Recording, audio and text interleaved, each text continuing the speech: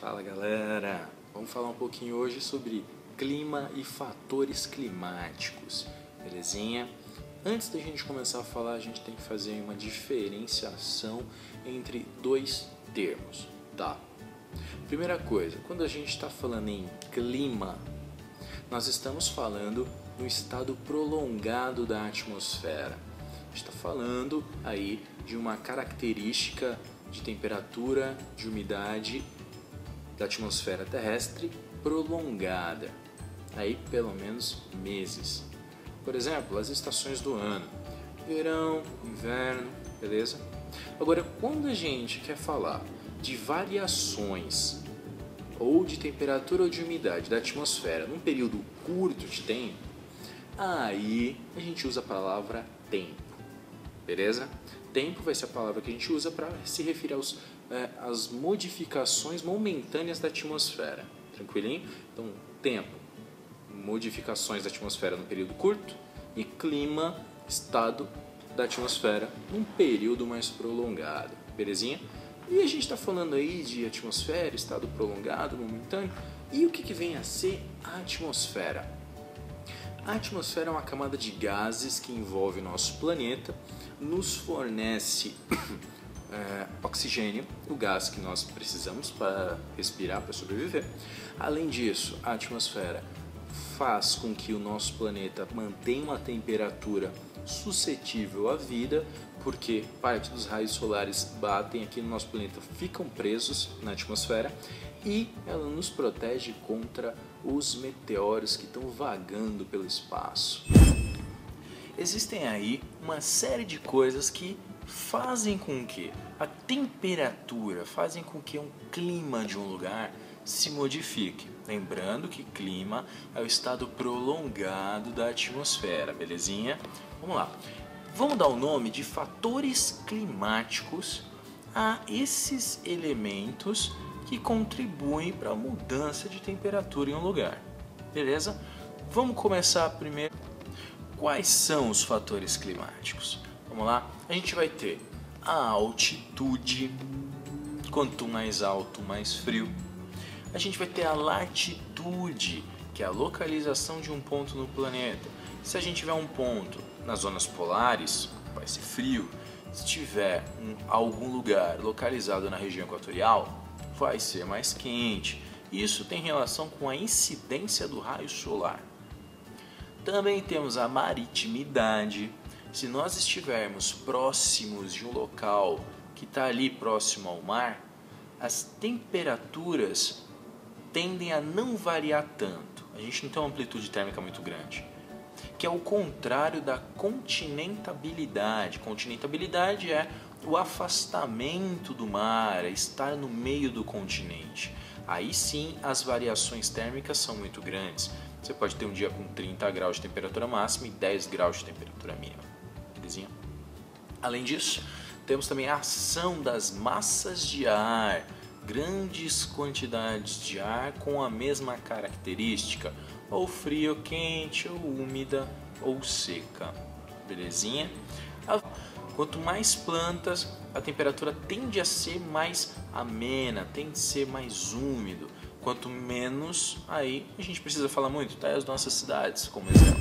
A gente falou um pouquinho sobre massas de ar, tá? Grandes quantidades de ar que tem aí, estão se deslocando na mesma direção e tem as mesmas características. Aqui no Brasil, nós temos a atuação de 5 massas de ar diferentes. A gente tem no Brasil a ação da massa de ar equatorial continental, é uma massa de ar quente e seca, porque se formou no continente. Depois a gente vai ter a massa de ar equatorial atlântica, que é uma massa de ar quente e úmida. Da mesma forma, nós temos a massa de ar tropical continental, quente e seca, e a massa de ar tropical atlântica, quente e úmida. E aí sobra a massa de ar frio, a massa de ar polar atlântica se forma nos polos, mas cruza o Oceano Atlântico, por isso essa denominação. O clima ele é muito importante para a economia de um país, de uma cidade, de um estado. Dependendo do clima, nós vamos ter aí diferentes atividades agrícolas, E a atividade agrícola é muito importante porque você vai gerar o alimento para uma população. Então você tem que saber se vai chover mais, se vai chover menos. Também o clima vai definir os meios de transporte. Aqui no Brasil nós não temos muito isso, mas nos países europeus de clima mais frio, na época de nevasca, tudo para, porque é arriscado voar, é arriscado andar de trem, de carro. Então, a previsão do tempo é mega importante para a economia de um país, para a agricultura, para os transportes.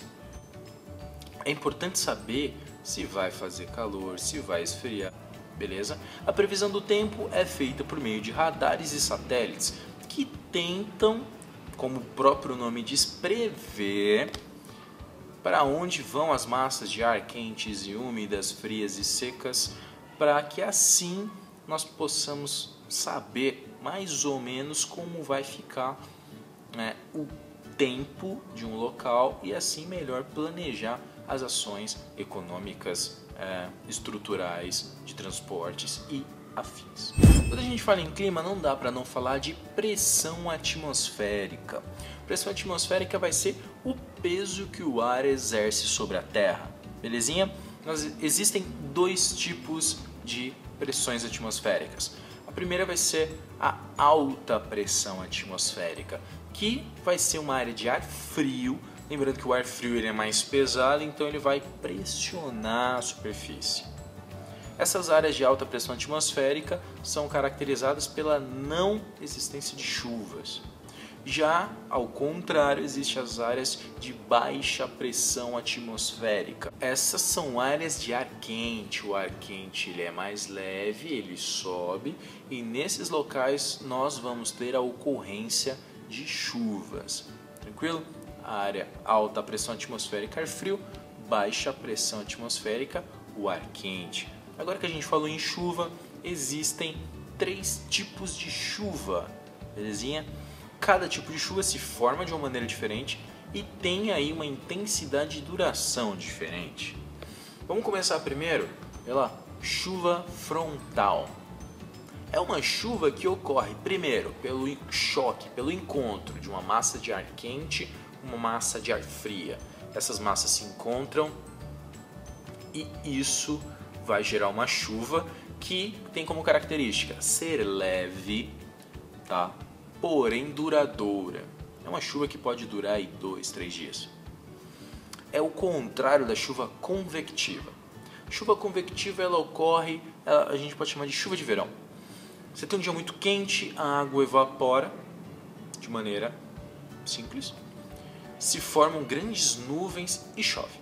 A chuva convectiva ela vai ter como característica ser uma chuva curta, porém muito forte. Cai muita água. E a última é a chuva orográfica ou chuva de relevo. Essa chuva só vai acontecer nas áreas próximas de montanhas. A gente tem as massas de ar vindo, geralmente do oceano, e elas vão se chocar contra uma montanha, contra uma serra. Nesse choque as massas de ar vão subir e nesse processo de subir ela vai deixar a água desse lado, vai chover aqui no entorno dessa montanha. Isso vai ser a chuva convectiva, belezinha? 3 tipos de chuva: frontal, convectiva e a orográfica ou de relevo. E é isso aí, belezinha? Espero que vocês tenham entendido e tenham gostado. Dá joinha aí para ajudar. Valeu!